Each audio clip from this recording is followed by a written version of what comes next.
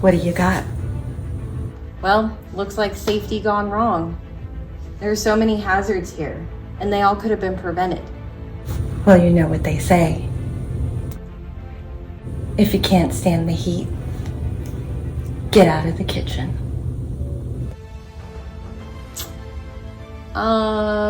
Sure. I don't know what they were thinking. I mean, look at this. How could they have thought that this was safe? Looks like they took some risks here. Kitchen plans gone awry. Yeah. So are you gonna investigate? I think it's time to hand it off. Let's get rolling. Put a fork in it.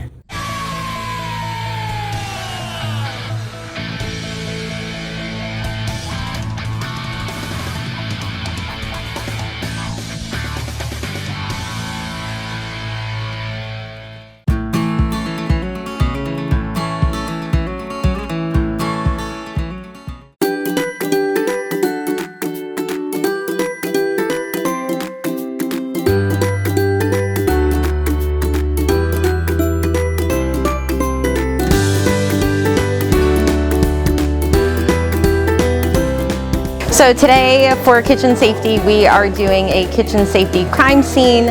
All of the kitchens are set up with violations that the students are going to be observing, and it's just a more interactive way than doing notes or a worksheet.